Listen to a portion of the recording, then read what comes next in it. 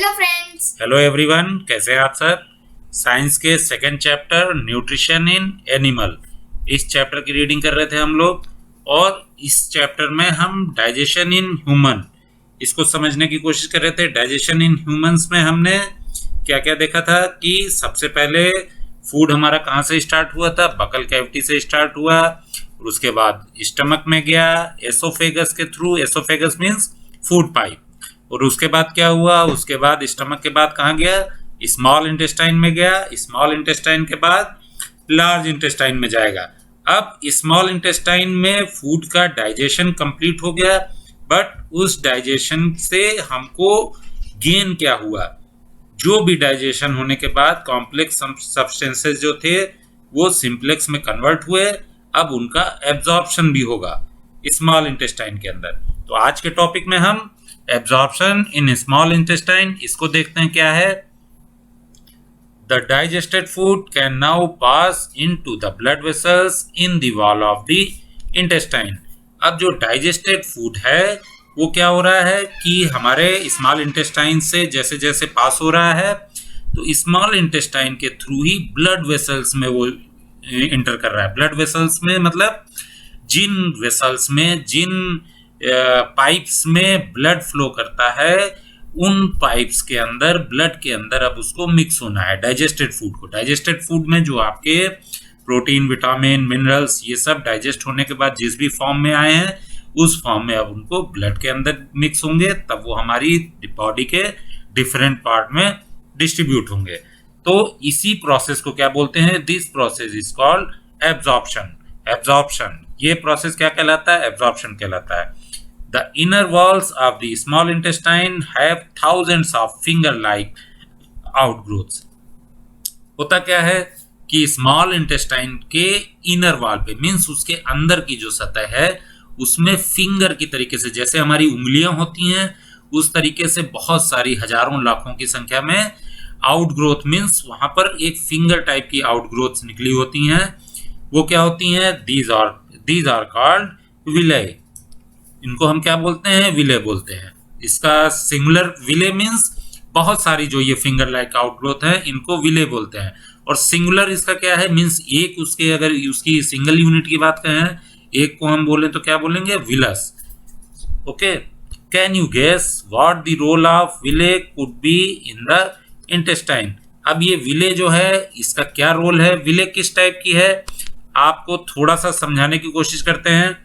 यहाँ पर blank page पे ये समझ लीजिए, आपका अगर स्मॉल इंटेस्टाइन का पाइप है और इसके अंदर क्या है कि डिफरेंट डिफरेंट फिंगर की तरीके से, इस तरीके से, ये फिंगर की तरीके से, इस तरीके से स्ट्रक्चर निकले होते हैं।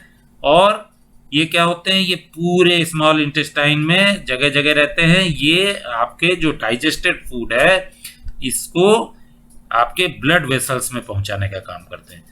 ओके, ये सब क्या है, दैट इज विले। ओके, अब ये क्या करते हैं villi, the villi increases the surface area for the absorption of digested food. अब सरफेस एरिया क्या होता है, सरफेस एरिया जब आप मैथ में पढ़ने जाएंगे तब आपको ज्यादा क्लियर होगा कि सरफेस एरिया क्या होता है।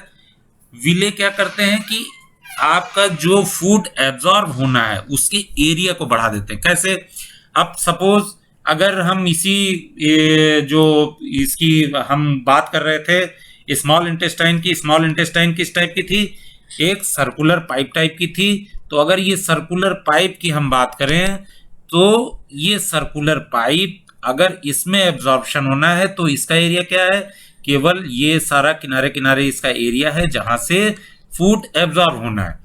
अब अगर इसके अंदर कुछ स्ट्रक्चर ऐसे बना दे जिसकी वजह से इसका एरिया बढ़ जाए, मींस ये अगर अंदर से ऐसे बाहर निकली हो, फिर ऐसे अंदर आ रही हो, फिर ऐसे जा रही हो, तो इसका एरिया बढ़ गया। बाहर का जो, ये अंदर का जो एरिया था, अब इसके अलावा इसका एरिया क्या हो गया, ये भी इसमें ऐड हो गया, यहां से भी एब्जॉर्प्शन हो सकता है। ओके, अब इसी तरीके से बहुत सारी फिंगर्स हो गई तो बहुत ज्यादा एरिया इंक्रीज हो गया। तो जितना ज्यादा सरफेस एरिया इंक्रीज हो जाएगा उतना ही ज्यादा एब्जॉर्प्शन होने लगेगा उसमें। सरफेस एरिया जब कम होगा तो एब्जॉर्प्शन कम होगा, जब एरिया बढ़ जाएगा तो एब्जॉर्प्शन ज़्यादा होगा। तो ये विले क्या करती हैं, विले जो है आपके सरफेस एरिया को बढ़ाती हैं जिससे एब्जॉर्प्शन ज़्यादा से ज़्यादा हो। Each villus has a network of thin and small blood vessels close to its surface. अब जो हर विलस है, मीन्स जितनी विले हैं, जितने ये फिंगर्स हैं, इनका नेटवर्क क्या होता है, ये पतली और छोटी छोटी ब्लड वेसल्स जो हैं जिसमें ब्लड आपका फ्लो करता है, उनके सरफेस से वो कनेक्टेड रहती हैं।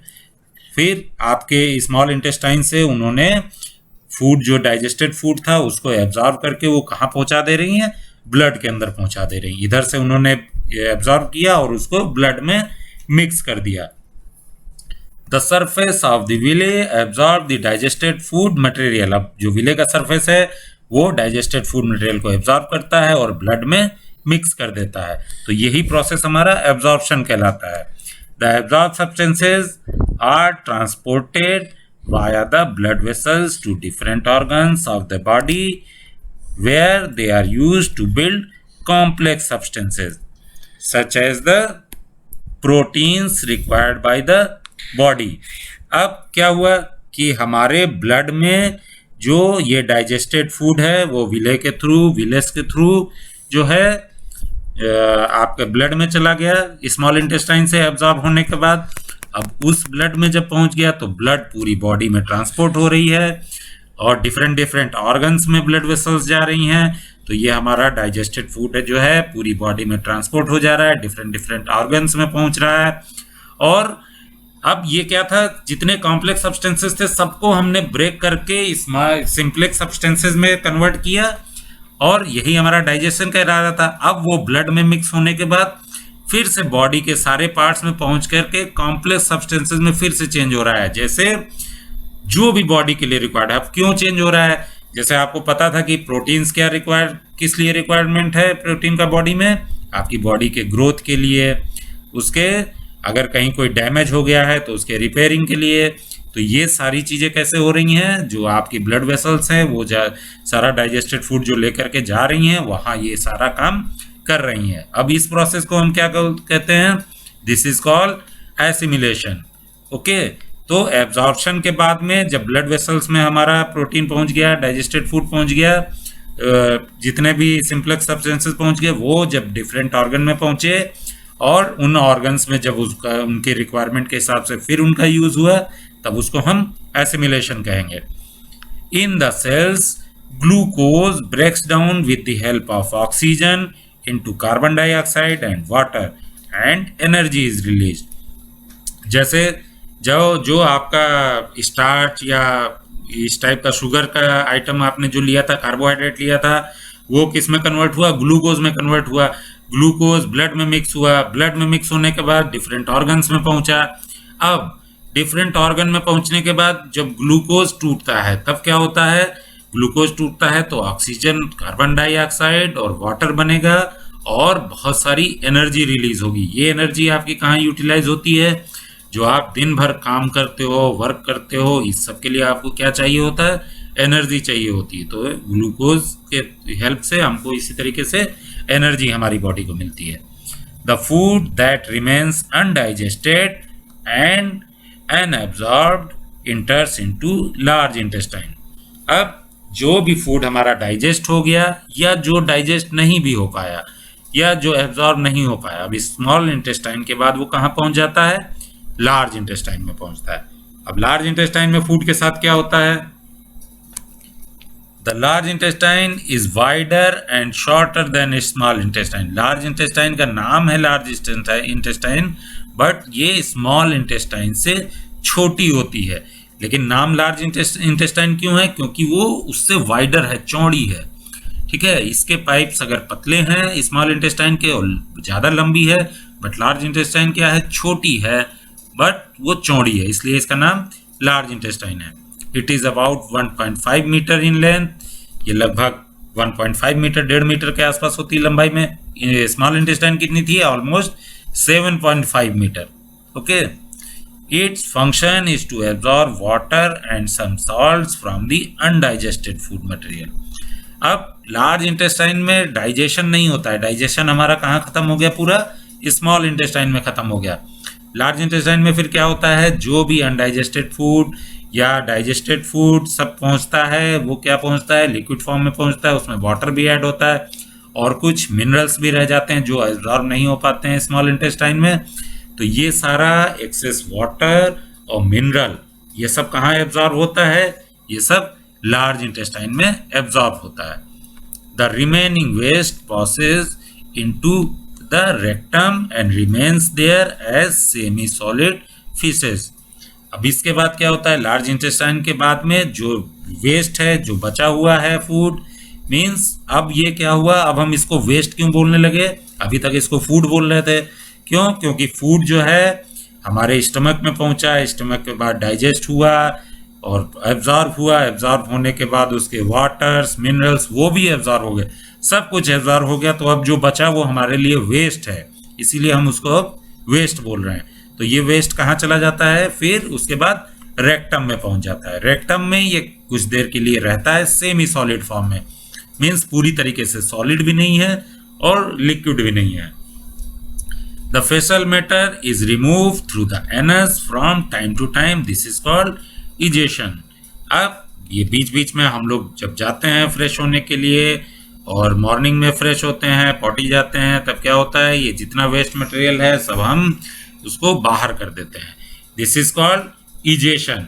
ये बाहर करने को हम क्या बोलते हैं, इजेशन। इसी तरीके से हमने जब स्टार्ट किया था, फूड इंटेक किया था, तो उसको हम क्या बोलते थे, that is called ingestion. Ingestion means जो हमने फूड इंटेक किया वो इंजेशन है, और सारा प्रोसेस कंप्लीट होने के बाद क्या हुआ, वो उसका इजेशन हो गया। इंजेशन से इजेशन तक के बीच में सारा डाइजेशन आ गया। ओके, तो ये हमारा डाइजेशन इन ह्यूमंस का टॉपिक कंप्लीट हो गया। अभी इसमें एक डायरिया करके टॉपिक है, इसको भी देख लेते हैं। डायरिया क्या होता है, sometimes you may have experience the need to pass watery stool frequently. कभी कभी ऐसा आपके साथ भी हुआ होगा कि आपके स्टमक में कुछ प्रॉब्लम हो जाती है, तो क्या होता है कि आपको एकदम वाटरी स्टूल होता है। स्टूल मीन्स जो आप पॉटी जाते हैं, और उसमें क्या होता है कि आपको बहुत ही पतली पॉटी होती है, उसमें वाटर कंटेंट बहुत ज़्यादा होता है और आप कई बार जाते हैं। ये क्या होता है, ये क्या कहलाता है, this condition is called diarrhoea. इसको हम डायरिया बोलते हैं। It may be caused by an infection, food poisoning और indigestion.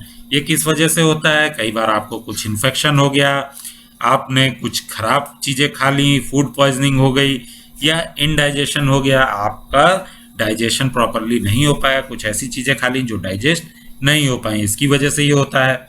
It is very common in India, particularly among children. ये इंडिया के अंदर बहुत कॉमन है और ज़्यादातर बच्चों में ये होता रहता है diarrhoea. Under severe condition it can be fatal.